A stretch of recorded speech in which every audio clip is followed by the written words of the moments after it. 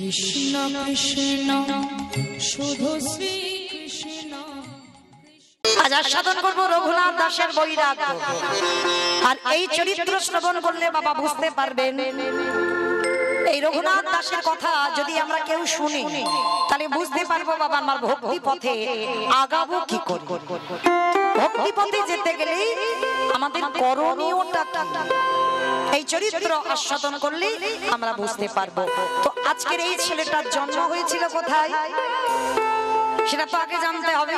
একটু মায়ের এতক্ষণ যেমন ছিলেন প্রসাদ পাও, কারণ ভজন আর ভজন একসঙ্গে দুটো হয় না। তবু যখন হচ্ছে প্রসাদই তো, এটা আর ভজন হচ্ছে না, সেবা হচ্ছে। যাই হোক, তো যারা প্রসাদ পাচ্ছ একটু ধীরে ধীরে, তবে গন্ডগোল করে নয়, শান্তভাবে। আর প্রসাদ যারা পাচ্ছ কিন্তু হাতটা ধুতে যেন ভুলে যেও না, কেমন? আঁচলে বেঁধে নিয়েছে, ঠিক আছে, বাড়িতে গিয়ে সেবা পেলে খেয়ে। হ্যাঁ বেশ। তো যাই হোক, আজকে চলো আমরা সবাই এই রঘুনাথ দাসের জন্মস্থানটা কোথায় ছিল? হুগলি জেলার মাটি। অনেকে গেছেন হুগলি জেলায় সব থেকে একটা বড় জায়গা আছে না, বাবা তারকেশ্বরের মন্দির গেছে তো অনেকে, বাবা তারকেশ্বরের মন্দির। তো এই হুগলি জেলাতে শুধু বাবা তারকেশ্বরের মন্দির নয়, বহু বহু তীর্থ আছে, আমরা অনেকে জানি না। যদি বলো বাবা আমাদের এই কীর্তন জগতে থেকে বহু বহু তীর্থ দর্শন হয়। তো এই হুগলি জেলার মাটিতে একটা শ্রীপাঠ আছে বাবা, যেটা হচ্ছে ওই অভিরাম ঠাকুরের শ্রীপাঠ। এই যে অভিরাম ঠাকুর কে জানো? দ্বাপর যুগে শ্রীরাম সখা। যেদিন ভগবান কৃষ্ণ ব্রহ্মমোহন লীলা করেছিল, মানে সেই যে ব্রহ্মা মানে গরু বাছুর চুরি করেছিল, রাখালদের চুরি করে গুহতে লুকিয়ে রেখেছিল, আর ভগবান চালাকি করে কি করেছিল? এইটা ব্রহ্মা কেন করেছিল? কৃষ্ণ যে ভগবান চিনবে বলে, যে কৃষ্ণ যদি ভগবান হয়, ব্রজ রাখালদের কাঁধে চড়াচ্ছে এটা মেনে নেওয়া যায়, গরু বাছুর চড়াচ্ছে এটা মেনে নেওয়া যায়, কিন্তু কৃষ্ণ যদি ভগবান হবে তাহলে ওই রাখালদের মুখের এঁটো কেড়ে নিয়ে কৃষ্ণ কি করে খায়? মানে ভগবান চিনবে বলে ব্রহ্মা পর্যন্ত বাবা চিন্তায় পড়ে গেল, আর তার জন্য ব্রজ রাখালদের চুরি করে রেখেছিল। আর সেই সুযোগে ভগবান মনে মনে চিন্তা করলেন, এই তো সুযোগ, এই সুযোগে আমি প্রত্যেক মায়ের কাছে আমি নিজেই সন্তান হয়ে যাব। কেন? যেদিন কৃষ্ণ যশোদার কোলে নন্দ উৎসব হচ্ছিল, মানে জন্মদিন পালন, সেদিন বৃন্দাবনের প্রত্যেকটা মা কেঁদেছিল, যদি আমরা কোনোদিন গোপালের মা হতাম তাহলে আমরাও তো একটা দিন আমার গোপালকে কোলে করে আদর করতে পারতাম। ভক্ত বাৎসল্য ভগবান সেদিন বলেছিল তথাস্তু তাই হবে। আমি কথা দিলাম প্রত্যেকের মনোবাসনা আমি পূর্ণ করব। তো যেদিন ব্রহ্মা গরু বাছুর রাখালদের চুরি করলো, সেই দিন ভগবানের মনে পড়ে গেল সেই প্রতিশ্রুতি দেবার। নিজে রাখাল হয়েছে, নিজে গরু হয়েছে, প্রত্যেক ব্রজমার কোলে গিয়ে আদর ভালোবাসা পেল, কাজ হয়ে গেল, ভক্তের মনোবাসনা পূর্ণ হলো, আর ভগবানের ইচ্ছাটাও পূরণ হয়ে গেল। তো এইবার গরু চুরি করেছিল বাবা, পরের দিন কৃষ্ণ সবাইকে ডেকে নিয়েছিল, কিন্তু একজনকে ডাকেনি, সেটা হলো আমার শ্রীরাম দাদা। ভুলে গেছে শ্রীরামের কথা। আর শ্রীরামের একটা প্রতিজ্ঞা ছিল, কৃষ্ণ তুই যতদিন না আমায় ডাকবি আমি ততদিন এই গুহা থেকে পার হব। বসে রইল অভিমান করে, আর অভিমান করে বসে থাকতে থাকতে বাবা দ্বাপর যুগ শেষ, কলিযুগ আগত। আর দেখবেন বাবা এই বৃন্দাবনে, শুধু বৃন্দাবনে নয়, প্রত্যেকটা হরিবাসরে একটা নিয়ম আছে। কি নিয়ম? শুধু কীর্তনিয়ার কপালে চন্দন নয়, প্রত্যেকটা ভক্ত বসে থাকলে তাদের কপালে চন্দন দিতে হয়। কেন? এটা মহাপ্রভু শিবা সম্মানে যখন কীর্তন করেছিল, আমার দাদা নিতাই চাঁদকে বলেছিল, দাদা যাও তুমি প্রত্যেকটা ভক্তের কপালে চন্দন দিয়ে দেখো তো সবাই ব্রজ থেকে ফিরেছে তো। এই জন্য চন্দনটা দেওয়া, সবাইকে দেখে নিয়েছিল নিতাই চাঁদ। তো সবার কপালে চন্দন দিল, সবাই এসেছে, কিন্তু একজন আসেনি, সেটা হলো আমার দাদা নিতাই চাঁদ। হরি বল দাদা, শ্রীরাম দাদা। নিতাই চাঁদ এসে বলছে, ভাই সবাই এলো কই শ্রীরাম দাদাকে তো দেখতে পাচ্ছি না, সে কি সর্বনাশ! তার মানে সেই গুহতে লুকিয়েছিল, আমি শ্রীরামকে ডাকিনি বলে শ্রীরাম বার হয়নি। বলে দাদা তুমি এক্ষুনি ব্রজে যাও, আর ব্রজে গিয়ে আমার শ্রীরাম দাদাকে নিয়ে এসো। নিতাই চাঁদ ছুটলো বৃন্দাবনে, আর বৃন্দাবনে গিয়ে দেখে না বাবা গিরি গোবর্ধনের গুহার নিচে। যারা যাবেন বৃন্দাবনে দেখবেন ওই জায়গাটার নাম হচ্ছে ধোকা গুহা। কেন? কৃষ্ণ ধোকা দিয়েছিল, ডাকেনি বলে ওই গুহাটার নাম হলো ধোকা গুহা। সামনে একটা বিশাল বড় পাথর ঢাকা দেওয়া, শ্রীরাম দাদা ভিতরে ওই কৃষ্ণ কৃষ্ণ বলে কাঁদছে। নিতাই চাঁদ শুনতে পেল এই তো শ্রীরামের কণ্ঠস্বর। যেই না ওই পাথরটা সরিয়েছে, দেখে না বাবা খুব লম্বা চওড়া মানুষ একজন বসে বসে কাঁদছে। আমার লম্বা হবে না? সত্য যুগের মানুষ 21 হাত, দাপরের হরিবল ত্রেতার মানুষ হচ্ছে 14 হাত, দাপরের মানুষ হচ্ছে 7 হাত, আর কলির মানুষ হচ্ছে যে যার হাতে 3.5 হাত। তাহলে 7 হাত মানুষ দাপরে, তার শ্রীরাম দাদা 7 হাত মানে কত লম্বা, আর নিতাই চাঁদ তো কলিকালে চলে এসেছে 3.5 হাত, মানে বেটে মানে কতটা আপ ডাউন হয়ে আছে। এইবার যেই না শ্রীরাম দাদার হাত ধরে বের করেছে বাবা, বিহাব বড় লম্বা চওড়া। তা শ্রীরাম দাদা তো চিনতে পারছে না। শ্রীরাম বলে নাই যে কে তুমি? বলে আমি তোর বলাই দাদা। ওমা বলাই দাদা, তাই এইটুকু হয়েছো কেন? তুমি তো আমার বলাই দাদা নয়, তুমি বলাই দাদা হবে কেন? তাহলে তুমি এইটুকু হয়ে গেলে কেন? বারে আরে পাগল, এটার দাপর যুগ নয়, এটা কলি যুগ। আমি কলি যুগে তো নিতাই চাঁদ হয়েছি, আজ 7 হাত নয়, এবার 3.5 হাত হয়েছি। তা তুমি যদি আমার বলাই দাদা হলে, তাহলে আমার কানাই কই দেখাও। বলে আছে রে আছে, তোর কানাই হয়ে এসেছে। শোন, এসেছে ব্রজের বাবা কালো সখা দেখবি আমাদের সোনার নদিয়া। উলুধ্বনি মাইরা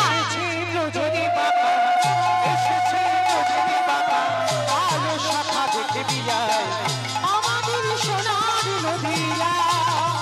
এসেছে ব্রজের বাবা, এসেছে ব্রজের বাবা, কালো সখা দেখবিয়া আমাদের সোনার নদিয়া। ও তারে কালো বরণ নাই, কালো বরণ নাই, ও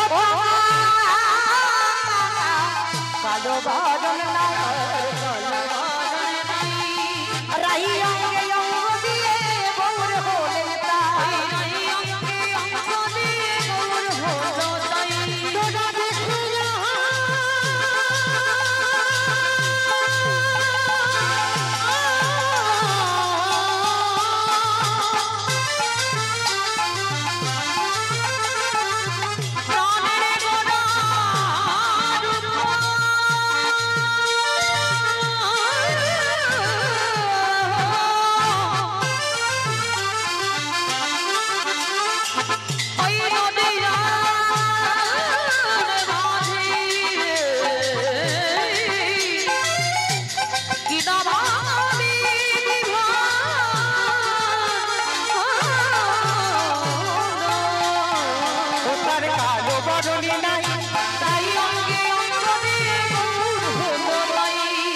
রং ফিরেছে ঢং, রং ফিরেছে ঢং ফিরেছে, রং ফিরেছে ঢং ফিরেছে, আর রং ফিরেছে ঢং ফিরেছে, তারে যখন চেনা আমাদের সোনার নদিয়া।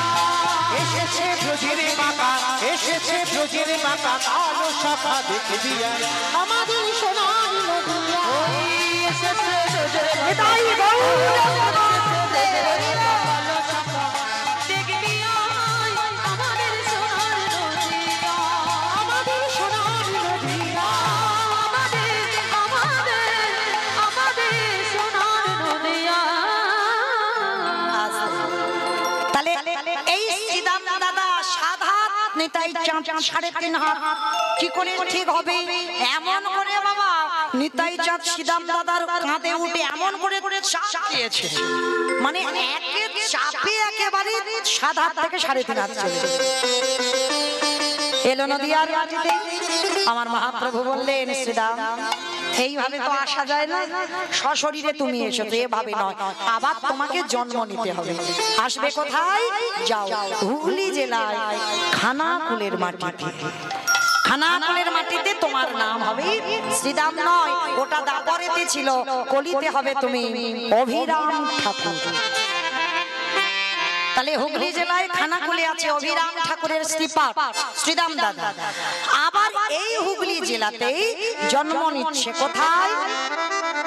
আদি সপ্তগ্রামে জন্ম নিল দাসের ঘোড়া। আদি সপ্তগ্রামে জন্ম নিল দাসের ঘোড়া। আদি সপ্তগ্রামে জন্ম নিল দাসের ঘোড়া। আদি সপ্তগ্রামে জন্ম নিল দাসের ঘোড়া। আজ উলুধ্বনি হরি ধ্বনি করিলা হরি হরি হরি বলে রানী গো। উলুধ্বনি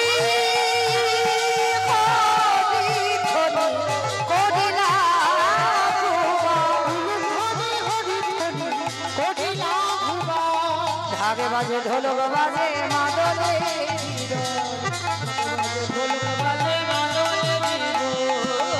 ভাগে বাজে ঢোলকে বাজে মাদলে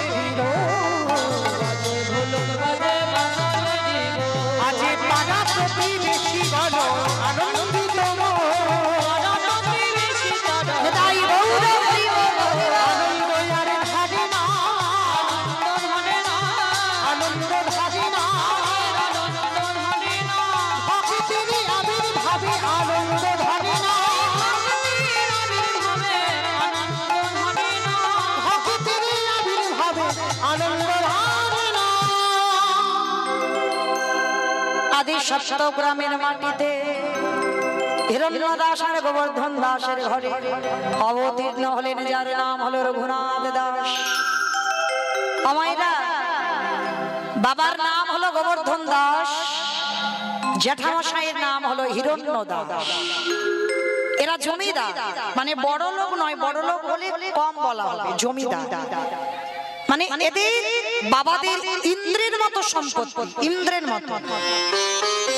এত বড় লোকের মানুষ হয়েও একটা পুত্রের জন্য 7 ঠাকুরের কাছে মানত করেছে।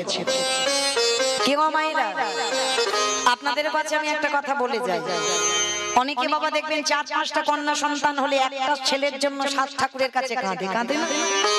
কোথাও কাঁদতে হবে না, আমি বলে যাচ্ছি, বিশ্বাস। চলে যাবেন রাধা কুণ্ডের তীরে, বৃন্দাবন, উত্তরপ্রদেশ।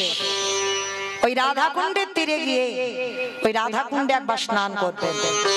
কেন বললাম? কারণ আমরা মনুষ্য কুলে বাবা সব তীর্থে স্নান করা সম্ভব নয়। কারণ মানুষের এখন টাইমের কত দাম, সময়ের কত দাম, অর্থেরও দরকার। সব তীর্থে ঘুরতে গেলে যদি যেতে না পারে চলে যাবে রাধা কুণ্ডের তীরে। কেন বললাম রাধা কুণ্ডের তীরে যেতে? ওই রাধা কুণ্ডে যদি স্নান করেছো তো বাবা আর কোথাও স্নান করা লাগে না। ওই একটা জায়গায় স্নান করলে সব তীর্থে স্নান হয়ে যায়। কেন? যেদিন আমার ভগবান কৃষ্ণ অরিষ্টাসুরকে বধ করেছিল, অরিষ্টাসুর মানে ওই একজন অসুর, মানে গাভী রূপ ধারণ করে কৃষ্ণকে মারতে এসেছিল। তো যখন আমার ভগবানের ওই যে ধবলী শ্যামলী কালী কমলির ভিতরে বাবা ঢুকে পড়েছিল ওই অসুর রূপী গরুটা, ভগবান চিনল কি করে যে ওটা অসুর? প্রত্যেকটা গাভী চড়ছে, প্রত্যেকটা গাভীর ওই মাটিতে ছায়া পড়ছে, কিন্তু অরিষ্টাসুর ওর দেহের কোনো ছায়া পড়ছে না। তখন ভগবানের জানতে দেরি হলো না, ও আমার কোন গরুর মধ্যে কোনো গরু নয়, ও নিশ্চয়ই কোনো অসুর এসেছে আমাকে বধ করবে বলে। তখন ভগবান কৃষ্ণ কি করেছিল? ওই গাভীটার পাটা ধরে বনবন করে ঘোরাতে ঘোরাতে একেবারে মেরে আছাড়, মানে কৃষ্ণকে মারতে এসেছিল, ভগবান এমন আছাড় মেরেছে বাবা 4টে পা খেলিয়ে হরি বল হয়ে গেছে। কিন্তু হলে কি হবে? ভগবান ওই ভক্তকে কিন্তু চরণ ছাড়া করেননি। দেখেন ভগবান কৃষ্ণের চরণে আছে ওই গোষ্পদের চিহ্ন। হ্যাঁ, ভগবানের চরণে এই যে 19টা চিহ্ন, তার ভিতরে একটা চিহ্ন ওই গোষ্পদের চিহ্ন, মানে গরুর পায়ের খুর, মানে অরিষ্টাসুরকে বধ করে আর তার পায়ের উপরে তার মাথার উপরে ভগবান নিজেই নৃত্য করেছিল, আর নৃত্য করতেই ওই পায়ের খুরের চিহ্নটা ভগবানের চরণে চলে এলো। কিন্তু অরিষ্টাসুরকে বধ করে আমার ভগবান কৃষ্ণের সর্বশরীরটা পাপী হয়ে গেল। কেন? মনে রেখো বাবা, গো হত্যা করা মানে মহাপাপ, মহাপাপ। ভগবানকে পর্যন্ত ছাড়েনি। যেই না রাধারানীর কাছে গোবিন্দ দাঁড়িয়েছিল, রাধারানী বলে উঠলেন, দাঁড়াও, ছি ছি ছি ছি ছি, তুমি পাপী হয়েছো। পাপী? রাধে তুমি জানো না ওটা গাভী মাতা ছিল না, ওটা গোমাতা নয়, ওটা তো অরিষ্টাসুর। বলে শোনো, অরিষ্টাসুর হোক আর যেই হোক, গোমাতার রূপটা তো ধরেছিল। তাহলে তুমি গোমাতাকে হত্যা করেছো, তার জন্য তুমি মহাপাপী। ঠিক আছে, তাহলে রাধে তুমি একেবারে বলে দাও, আমি সকল পাপ থেকে মুক্তি পাবো কি করে? একটু চিন্তা করেন মা, যিনি বিশ্বের স্রষ্টা মালিক ভগবান, তিনি রাধার চরণ ধরে বলেছিল, বলো রাধে আমি মুক্তি পাবো কি করে পাপ থেকে? তখন রাধারানী বলেছিল, শোনো, মুক্তি যদি পেতে হয় তোমাকে তীর্থে তীর্থে স্নান করতে হবে। মানে জগতে যত তীর্থ আছে সেই তীর্থে 12 বছর তীর্থ ভ্রমণ করে তোমাকে কাটাতে হবে, আর প্রত্যেকটা তীর্থে তোমাকে ডুব দিতে হবে, তবে যদি মুক্তি পাও। গোবিন্দ আমারে বলেছিল, রাধে গো, যাকে আমি এক পলক না দেখে থাকিতে পারি না,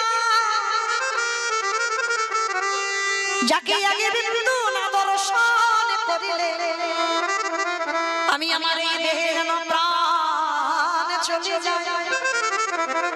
তারে বলো বলো রাধে আমি কেমন করে, আমি কেমন করে 12 বছর তীর্থে তীর্থে কাটাইব? বলো প্রেম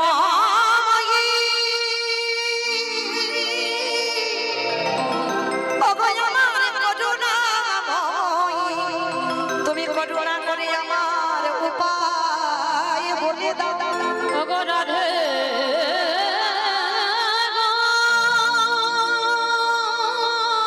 আমি তোমাকে ছেড়ে 12 বছর কাটাতে পারবো না।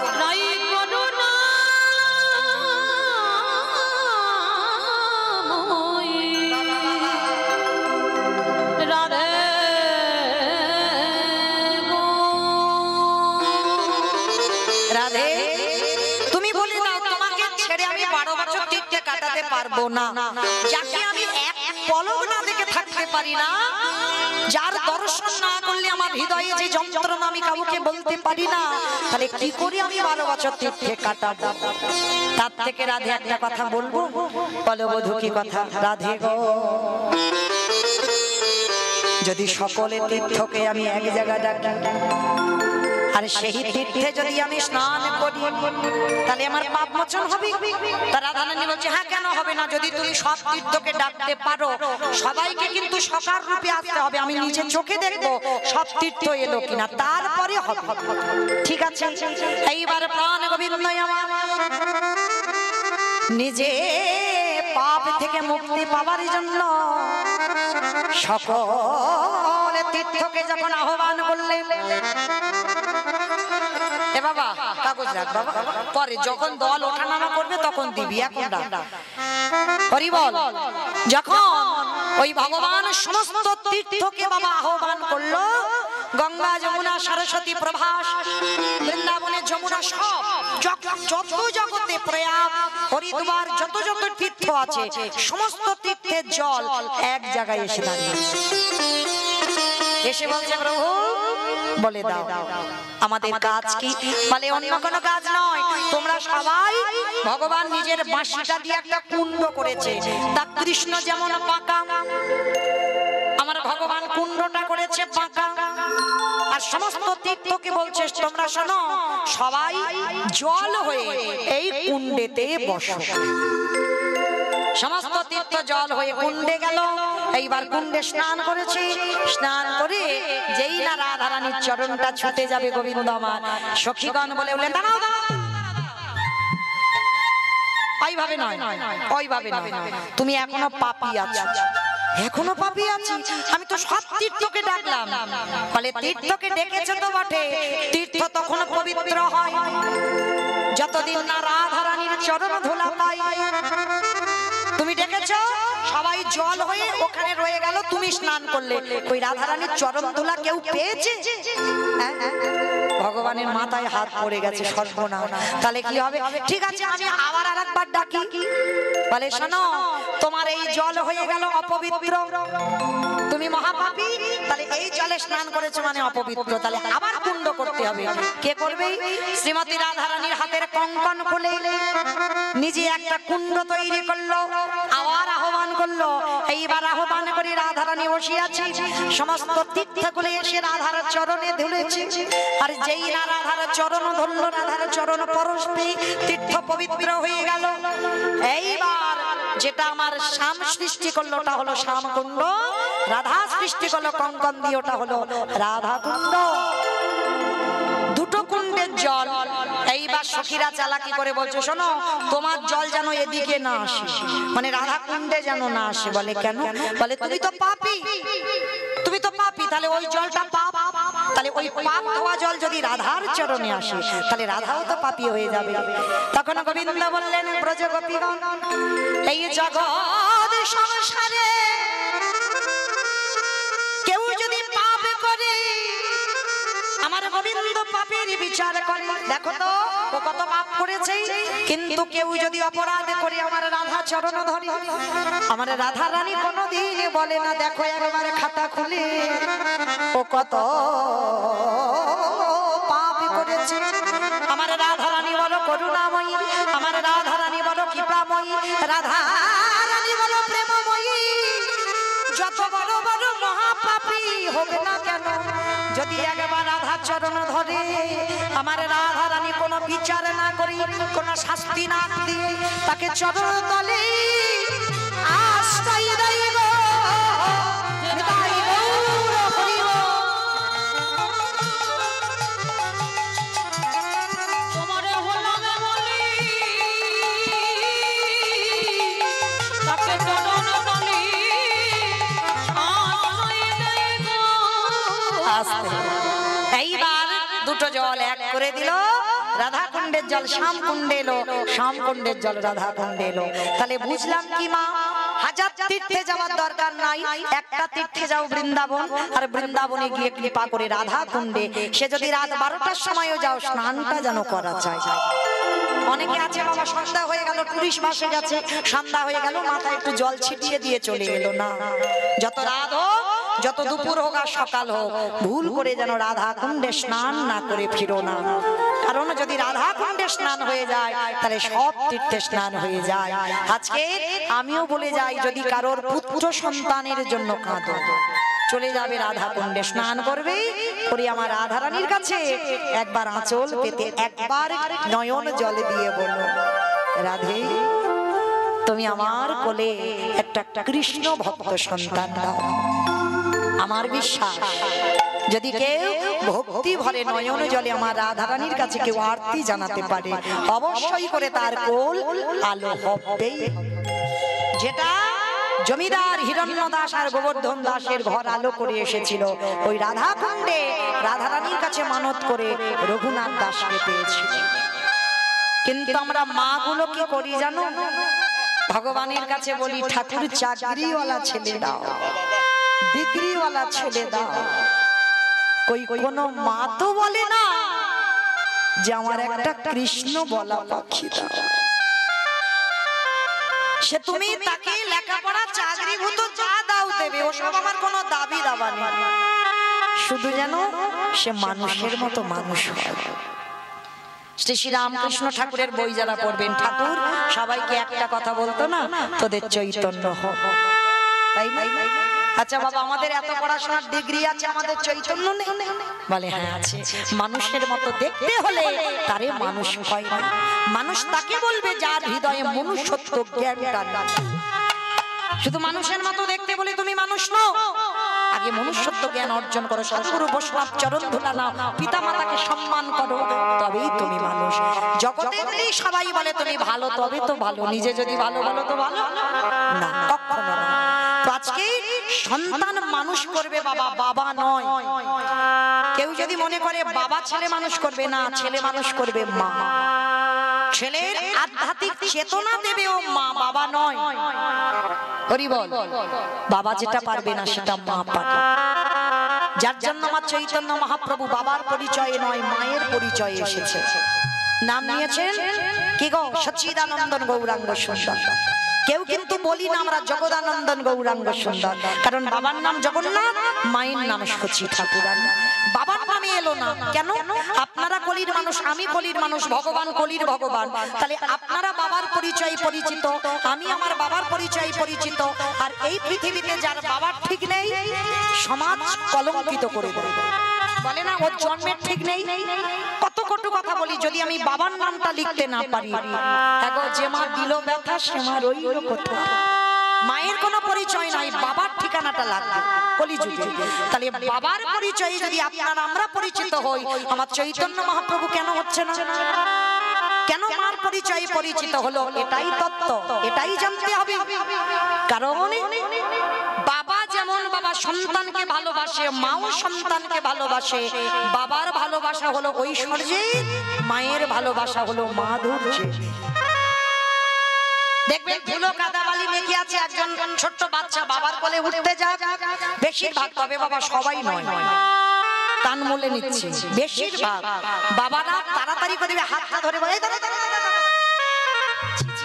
বাবা গো কি নোংরা মেখে আছে গো, যা যা আগে মার কাছে পরিষ্কার হ, আগে প্যান্ট জামা পরে হাত মুখ ধুইয়ে মার কাছে পরিষ্কার হয়ে তবে আমার কোলে উঠবে।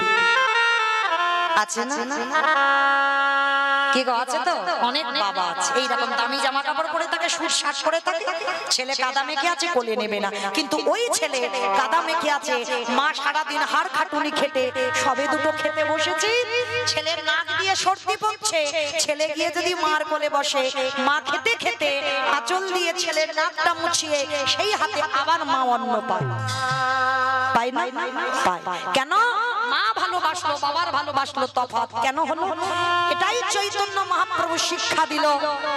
বাবা ছেলের নোংরা ধুলো বিচার করে, মা বিচার করে না। ঠিক তদ্রূপ আমি কলিকালের ভগবান হয়ে নদিয়ায় যাব, আমি যদি বাবার পরিচয়ে পরিচিত হই, তাহলে কলির নোংরা মাখাছি। সবাই নোংরা মেখে আছে, কাম কাঞ্চনে আসক্ত, বিষয় বিষয় আসক্ত। এই কলুষিত মনে ঈশ্বরের প্রতিফলন হবে না। তাহলে ভগবান চিন্তা করলো এই জগৎ সংসারে বাবা ধুলো বিচার করে, মা ধুলো বিচার করে না। তাহলে আমি যদি মায়ের পরিচয়ে যাই, তাহলে কলির মানুষ যে নোংরা মেখে আছে, কামনা বাসনার নোংরা, বিষয় বৈভবের নোংরা, আমি অচিরেই মায়ের পরিচয়ে পরিচিত হই, প্রত্যেককে কোলে করে নিয়ে নিতাই গৌর প্রেমানন্দে হরি বল বলে উদ্ধার করব। হরি বল। যার জন্য আমার চৈতন্য মহাপ্রভু মায়ের পরিচয় এলো, কলির নোংরা মাখানো জীবকে উদ্ধার করবে বলে। এই জায়গাটাই তফাৎ। তাহলে মা পারে ছেলে তৈরি করতে, তাই সবার চরণ ধরে নিবেদন। এখনকার বাচ্চাদের কত বই, ছোট বাচ্চাদের দেখবে কত বই, তাই না? কিন্তু মনে রেখো, বই পড়াবে, তার পিছনে একটু করে হলেও প্রতিনিয়ত বাচ্চা বেলা থেকে একটু গীতা পাঠ করা অভ্যাস করাবে। আমি করিয়েছি বাবা আমার ছেলেটাকে, এখন আর বলতে লাগে না, স্নান করে সে 2টো বাজুক আর 3টে বাজুক, এক পাতা করে গীতা পাঠ ওকে করতেই হবে। কেন? এটা তুমি মা, তোমাকে তৈরি করতে হবে সন্তান। তো আজকে এই ছোটবেলা থেকে রঘুনাথ দাস বৈরাগ্য ভাব। বৈরাগ্য মানে বোঝো, সংসার ধর্ম ত্যাগ করে চলে যাওয়া নয়। বৈরাগ্য সংসারে থেকে হয়, কলিযুগে সন্ন্যাস নিষিদ্ধ। তাহলে সংসারে থেকে বৈরাগী হওয়া যায় কিরকম? যেদিন বাবা তোমার জিহ্বার লালসা চলে যায়। মন দিয়ে শুনবেন মা, এই জায়গাটায় সংসারে থেকে বৈরাগ্য হবে, জিহ্বার লালসা চলে যাবে। দেখবেন এই যে মাছ মাংস রবিবার হলে মাংস খেতেই হবে, এই লালসা থাকবে। মানে কোন রকমে একটু আলু সিদ্ধ ডাল হলেই, মানে উদরটা ভর্তি হলেই হয়ে যাবে। যেদিন তোমার হৃদয়ে আসবে, মনে করবে তোমার জিহ্বার বৈরাগ্য হয়ে যাবে। যেদিন তোমাকে কেউ পরশ করবে, যেদিন তোমার এই পরশ শক্তিটা চলে যাবে। সেদিন তুমি বুঝবে তোমার দেহেরও বৈরাগ্য এসেছে। যেদিন কর্ণ কৃষ্ণ কথা ছাড়া আন কথা কানে নেবে না, সেদিন কর্ণেরও বৈরাগ্য হয়ে যাবে। যেদিন দৃষ্টি শক্তি, ভগবত দর্শন, সাধুগুরু বৈষ্ণবের চরণ ছাড়া আর কিছু দেখতে চাইবে না, সেদিন তোমার চোখের বৈরাগ্য হয়ে যাবে। যেদিন তোমার মন সকল সংসারের চিন্তা থেকে দূরীভূত, শুধু একটাই চিন্তা হবে, আমি কি তারে পাবো না। এই চিন্তাটা যেদিন তোমার মাথায় এসে যাবে, সংসারে সব চিন্তা বন্ধ, আমি কি তারে পাবো না, সেদিন জানবে তোমার মনেরও বৈরাগ্য এসে যাবে। রঘুনাথ ছোটবেলা থেকে তার বৈরাগ্য ভাব, যেখানে সাধুগুরুরা আসে ও ছুটে ছুটে চলে যায়, যেখানে ভাগবত হয় ও ছুটে চলে যায়, যেখানে হরিনাম হয় ও ছুটে চলে যায়। বেঁধে রাখতে পারে না, কিছুতে বেঁধে রাখতে পারে না। বাবা মা সিদ্ধান্ত নিল ছেলেকে একটু পড়াশোনা করাতে হবে। নিয়ে গেল কোথায়? বলদেব আচার্যের কাছে, পাঠশালায় ভর্তি করলো। আর দেখবেন বাবা, বড় লোকের ছেলেরা একটু জেদি হয়, হয় না মা?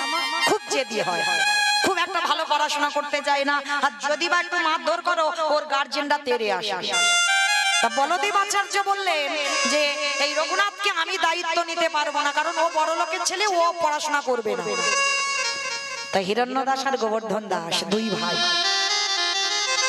বলদেব আচার্যকে গিয়ে বলেছিল, গুরুদেব আপনি জানেন না, এ বড় লোকের ছেলে হতে পারে, এ ছোটবেলা থেকে একটু অন্য ধরনের, আপনি একটু চরণে আশ্রয় দেন। ও যদি একটু পড়াশোনা না করে, আমার এই মহল দেখভাল করবে কি করে? ঠিক আছে আমি রাখলাম, তবে যদি কোনোদিন অন্যথা দেখি, আমি কিন্তু ওকে বের করে দেব। ঠিক আছে। অমায়েরা রঘুনাথ আশ্রয় পেল পাঠশালায়। সমস্ত পড়ুয়ারা পড়াশোনা করে, ভাগবত পাঠে বসে বলদেব আচার্য। সমস্ত বন্ধুরা কত হাসি ঠাট্টা গল্প গুজব করে। আর জানো মা, ওই ছোট্ট রঘুনাথ সবার সামনে বসে ভাগবত শোনে। আর ওই ভাগবত শোনে, আর দুটো নয়ন জলে বুক ভেসে যায়। বলদেব আচার্য পাঠ করতে করতে ভাবলো, অন্যান্য পড়ুয়ারা এরা শুনছে, এরা তো কিছু বোঝে না, কিন্তু এইটুকু 5 বছরের ছেলে রঘুনাথ, এ কি বোঝে ভাগবতে? তো পাঠ করতে করতে পাঠ বন্ধ করে গুরুদেব প্রশ্ন করছে, রঘুনাথ, ও রঘুনাথ, আচ্ছা বাবা, তুমি যে এই যে ভাগবত পাঠ শুনছো, তুমি কি কিছু বুঝতে পারছো? এই হলো শিক্ষা। ভালো করে বুঝবেন মা, একটা ছোট্ট বাচ্চাকেও তুই বলে সম্বোধন করার অধিকার তোমার নেই। কারণ তুমি যদি একটা শিক্ষা দিতে গিয়ে কারোকে তুই বলে সম্বোধন করো, তাহলে সে শিখবে কি ছোটবেলা থেকে? তাহলে সে তো ওটাই শিখবে। তাই যত ছোট হোক, প্রত্যেককে তুমি বলে সম্বোধন করা উচিত, তুই নয়। তো আজকে বলদেব আচার্য শিক্ষাটা দেখে, ওই রঘুনাথকে বলছে, রঘুনাথ বলো, আচ্ছা এই যে আমি ভাগবত পড়ছি, আচ্ছা তুমি যে শুনছো, আচ্ছা তুমি কি বুঝেছো? তুমি যে এত পাগলের মতো কাঁদছো? গুরুদেব আমি কিছু বুঝতে পারছি না, তবে আচ্ছা বুঝতে যদি না পারো তাহলে কাঁদছো কেন? কাঁদছি কেন জানো গুরুদেব? আমি একটা কথাই ভেবেছি। কি কথা বাবা? আমার একটা কথাই ভাবনা, আমি কি তারে পাবো না? কাকে পাবার কথা বলছিস রঘুনাথ? কাকে পাবি? আমি কৃষ্ণ চরণ পেতে চাই। ছোট্ট ছেলে রঘুনাথকে বুকে ধরে বললে, পাবি বাবা, পাবি অবশ্যই, কোনো না কোনো দিন তোমার কৃষ্ণ কৃপা হবেই হবে। বেশ কিছুদিন রয়ে গেল, ওই রঘুনাথ আসতো না। ওদিকে বিনাপুরের জঙ্গলে লক্ষ্য হীরাকে উদ্ধার করে হরিদাস ঠাকুর এসেছিল একটা দিনের জন্য বলদেব আচার্যের ঘরে। আর যেই না বলদেব আচার্যের ঘরে এসেছে হরিদাস ঠাকুর, সমস্ত পড়ুয়ারা হরিদাস ঠাকুর এসেছে, হরিদাস ঠাকুর এসেছে বলে কি করেছে, সবাই ছুটে গিয়ে পঞ্চাঙ্গ প্রণাম। পঞ্চাঙ্গ প্রণাম মানে হাঁটুটা মাটিতে রেখে মাথাটা ঠেকিয়ে প্রণাম। আর ওই ছোট্ট রঘুনাথ হরিদাস ঠাকুরকে দেখে ছুটে গিয়ে বাবা ষষ্ঠাঙ্গে শুয়ে পড়ে দণ্ডবত প্রণাম। তবে মায়েরা, আমাদের নারী জাতিদের দণ্ডবত প্রণাম নয়, নিষিদ্ধ। পুরুষ জাতি তাদেরই হবে দণ্ডবত প্রণাম। নারীদের ওই পাটা মাটিতে, হাঁটুটা মাটিতে রেখে ওই পঞ্চাঙ্গ প্রণাম করতে হয়। আর পুরুষ জাতিদের ষষ্ঠাঙ্গে দণ্ডবত প্রণাম। তো যেই না রঘুনাথ ষষ্ঠাঙ্গে দণ্ডবত প্রণাম, ওই যে বাবা ভক্তরে চেনে, যেই না হরিদাস ঠাকুর রঘুনাথের হাতটা পরশ করেছে, সঙ্গে সঙ্গে হৃদয়টা যেন বিদ্যুতের মতো চমকে উঠেছে।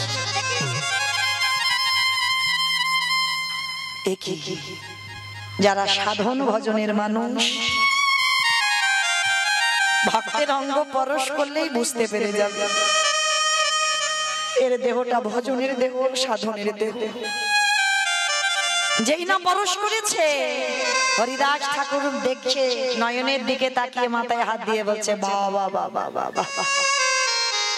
এই তো এই মাটিতে বীজ বপন করলে অঙ্কুরিত হবেই হবে। এই তো 16 গোস্বামীর মধ্যে এক গোস্বামী পেয়ে গেছি বাংলার মাটিতে, আর একজন ভক্ত আমি পেয়ে গেছি। আর দেখবেন বাবা, এই ছোটবেলা থেকে রঘুনাথ আমার হরিদাস ঠাকুরকে অনুকরণ করত। আমার অনুকরণ মানে বোঝো তো? অনুকরণ মানে বোঝো না? না না, ফোন করতো না, মানে একজনকে দেখে অনুকরণ। যেমন এখন আমাদের কীর্তন জগতে হচ্ছে, দেখবেন মানে একজনের কীর্তন হুবহু অন্যজন একই রকম করে, একই রকম, এইগুলোকে বলা হয় অনুকরণ। মানে আমার কীর্তন একজন মানে একেবারে ডুপ্লিকেট করে সেই রকম কীর্তন এরকম হয়, এটাকে অনুকরণ বলা হয়। তো এটা শুধু আমাদের জীবনে নয়, সেটা তখনকার সমাজেও ছিল। রঘুনাথ দাস জমিদারের ছেলে হয়ে সর্বক্ষণ হরিদাস ঠাকুরকে অনুকরণ, তবে অন্য কিছু অনুকরণ নয়, তার ভক্তির পথটাকে অনুকরণ করত। 24 ঘন্টায় একবার আহার করে। আর আমাদের জগতের মানুষেরা বলে না খেলে নাকি মরে যায়, রোগা হয়ে যায়। কি গো, বেশি যত আহার করবে ভজনে বাধা হয়ে যাবে, যত কম আহার করবে তত ভজন শক্তিটা বেড়ে যাবে। অতিরিক্ত আহার নিষিদ্ধ, অতিরিক্ত নিদ্রা নিষিদ্ধ, ভজন পথে এগুলো বাধা হবে। তো আজকে রঘুনাথ জমিদারের ছেলে হয়ে 24 ঘন্টায় একবার আহার করত। আমি প্রথমেই বলেছি বাবা, এই চরিত্র শুনলে তুমি ভক্তির পথে কি করে যাবে বুঝতে পেরে যাবে। একবার আহার করে, আর নিদ্রা জমিদারের ছেলে হয়ে পালঙ্ক নয়, মেঝেতে একটা কোন রকমে মাদুর বিছিয়ে, কোনো বালিশ নয়। হরিদাস ঠাকুর বলছে রঘুনাথ তুই তো এখন ছোট বাবা, একটু বড় হ না বাবা, তবে তুই আমাকে অনুকরণ করিস না। শিশুকাল থেকে যদি আমি অনুকরণে না থাকি তাহলে বড় হয়ে শিখব কি? ছোটবেলা থেকে ওই ভাগবত পাঠ, ছোটবেলা থেকে এটা রঘুনাথের স্বভাব। একটু বড় হয়েছে, বড় হতে বাড়িতে ফিরে গেছে, আর বাড়িতে ফিরেই বাবা যেখানেই হয় হরিনাম সংকীর্তন ভাগবত, রঘুনাথ চলে যায়। আর বড় লোকের ছেলে একটা সম্মানের ব্যাপার আছে, আবার প্রজারা ছুটে গিয়ে রঘুনাথকে ধরে ধরে আনে। মানে কিছুতেই ছেলেটাকে ঘরে মন বসাতে পারছে না, মানে শুধু মানে পাগলের মতো। দেখবেন বাবা, যারা কৃষ্ণ ভক্ত হয়েছে না, যদি তোমার হৃদয়টা ভগবানের জন্য আকুলতা বেড়ে যায়, আকুলতা বোঝো, মানে এটা শ্রী রামকৃষ্ণ পরমহংসদেবকে আমার নরেন প্রশ্ন করেছিল, ঠাকুর ভগবান পেতে গেলে কি করতে হয় গো? ভগবান যে পাবো, কি করলে ভগবান পাবো? তখন শ্রী রামকৃষ্ণ পরমহংসদেব দক্ষিণেশ্বর কালীবাড়িতে ছিল। আর কি করেছে বাবা, ঠাকুর নরেনকে ডেকে বলেছিল, নরেন এখানে আয়। ওই যে গঙ্গার জল যাচ্ছে, গঙ্গার জলে নেমেছে গুরু শিষ্য দুজনে। আর নেমে এবার নরেনকে বলছে, নরেন একবার ডুব দিতে দেখি বাবা। যেই না ডুবেছে, আমার ঠাকুর কি করেছিল জানো? ওই নরেনের মাথাটাকে নিয়ে ওই জলের ভেতরে চেপে ধরে আছে। আমার বলো তো দেখি, কেউ যদি জলে ডুব দেয় আর কারণ মাথাটা নিয়ে যদি জোর করে চেপে ধরে থাকা যায়, কি মানে ওঠার জন্য ছটফট করবে না? তো নরেনের বাবা একেবারে প্রাণ যায় যায় যায়, আর যেই না প্রাণ যায় ঠাকুর কি করেছে, হাতটা ছেড়ে দিয়েছে। আর যেই না হাতটা ছেড়ে দিয়েছে অমনি বাবা জল থেকে একেবারে ঠেলে উঠেছিল। আর যেই না ঠেলে উঠেছে রাগ বসে বলে এই জন্য তোমার বলে পাগল। সাথে কি তোমার বলি পাগল? তা ঠাকুর হাসছে আর বলছে, আরে কেন আমি পাগলামিটা কি করলাম? মানে পাগলামি করলে না, আমি তোমাকে জিজ্ঞাসা করলাম ভগবান পাবো, কি করলে পাবো? আর তুমি কি করলে? আমাকে জলে ডাকলে, জলে স্নান করতে বললে, ডুব দিতে বললে, ঠিক আছে আমি ডুবেছি, তা তুমি আমার আমাকে মাথাটা ধরে চেপে ধরলে কেন? ঠাকুরের বই যারা পড়বেন, ঠাকুর উদাহরণ ছাড়া কথা বলতো না। ঠাকুর যা যা কিছু করতো উদাহরণ ছাড়া কথা নয়। তো আর ঠাকুর হাসছে আর বলছে, এই পাগল, আমি পাগল নয়, তুই পাগল। যে পাগল সে অন্যজনকে বলে পাগল, তাই না? যে পাগল অন্যজনকে বলে পাগল। শোন, আজকে এই যে আমি তোকে ধরে চেপে ধরে থাকলাম, আচ্ছা নরেন বলতো ওই জলের ভিতরে তো কিরকম হচ্ছিল? মায়েরা রাগ ধরবে না? জলের তলায় মাথা চেপে ধরে আছে, গুরুদেব জিজ্ঞাসা করছে বলতো কিরকম হচ্ছিল তো? হ্যাঁ গো, সাধে তোমার বললাম পাগল, ওই যে যখন ধরেছিলে না আমার প্রাণটা আঁকু পাকু করছিল, মানে এই যেন বেরিয়ে যায়, এই যেন বেরিয়ে যায়। শোন, আমাকে প্রশ্ন করেছিস কি করলে কৃষ্ণ দর্শন হবে? শোন, ওই জলের ভিতরে আমি যখন তোকে ডুবিয়ে ধরেছিলাম, ওই হৃদয়টা যেমন হচ্ছিল, প্রাণটা বেরিয়ে যাচ্ছিল, আঁকু পাকু করছিল, যেদিন তোর ওই হৃদয়টা আমার ভগবানের জন্য ওই রকম আঁকু পাকু করবে, একবার যদি ওই হৃদয়টা একবার কেঁদে উঠে বলে আমি কি তারে পাবো না, ওই হৃদয়ে যদি আকুলতা এসে যায়, হৃদয়ে যদি ব্যাকুলতা এসে যায়, তাহলে সেদিনে তুই বুঝবি যে তোর কৃষ্ণ দর্শন হবে হবে। নিতাই গৌর প্রেমানন্দে। তাহলে ভগবান দর্শন পেতে গেলে হৃদয়ে আগে আকুলতাটা লাগবে। তার রঘুনাথ দাসে সেই অভ্যাস, সেই স্বভাব, পাগলের মতো ভাব। দেখবেন বাবা, প্রকৃত যদি কৃষ্ণ ভক্ত হয়ে গেছে না, তোমাকে দেখলেই সমাজ বলবে পাগল। মানে মাথার কেশ টেশ ছানা থাকবে না, খুব দামি জামা কাপড় নয়, কোন রকমের একটু বহির্বাস অন্তর্বাস হলেই হয়ে যাবে। খুব এলাক পোশাক হয় না কৃষ্ণ ভক্ত, অনেক সাজগোজও কৃষ্ণ ভক্তের হয় না, অনেক গয়নাগাটিও কৃষ্ণ ভক্তের হয় না। যদি তুমি কৃষ্ণ ভক্ত হয়েছো, জীবনে তোমার এই লোভ, এই লালসা জীবন থেকে তোমার চিরজন্মের মতো চলে যাবে। আর সব থেকে বড় কথা বাবা, সব থেকে অপরাধ হয়ে যাবে যদি ভক্তি পথে এসে অলংকার পরিধান করো। আছে না, কলি বসবাস করছে তো সোনাতে, তাই তো ওই অলংকারে, ওই জন্য ভক্তি পথে নিষিদ্ধ। আজকে রঘুনাথ জমিদারের ছেলে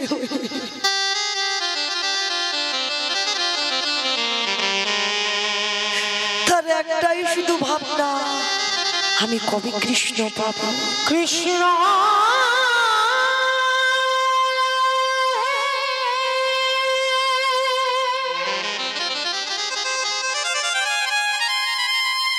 একেবারে দেখো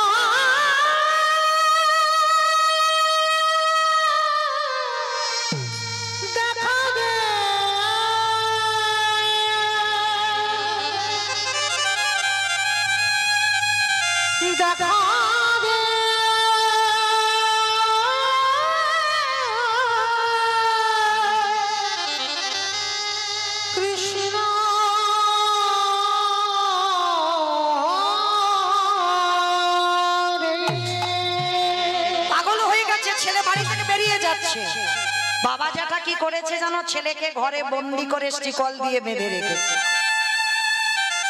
এই জায়গাটা একটু আস্বাদন করবেন মায়েরা।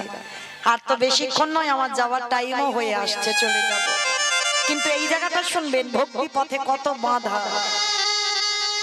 ভজন পথে বাবা যদি নেমেছো, তোমার জীবনে বাধা আসবেই আসবে।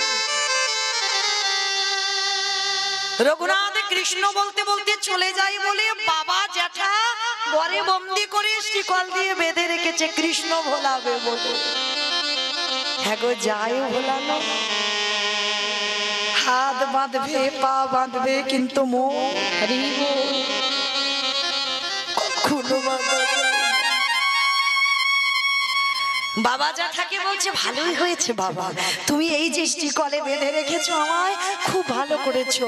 কারণ ভজন করতে গেলে নিরজন জায়গাটাই তো ভালো, যার জন্য ত্রিলোকের বড় বৈষ্ণব বেছে নিয়েছে কেদারনাথ বদ্রীনাথ। লোকালয়ে ভজন হয় না মা, মালাতে আমরা নাম করি ঠিক কথা, ওটা নাম হয় বাইরের নাম, ভিতরের নাম নয়। ভিতরের নাম করতে গেলে তোমার জানালা দরজা বন্ধ করে ঘরে নিরজনে বসতে হবে, সেই নামের মতো নাম তুমি লোকালয়ে পাবে না।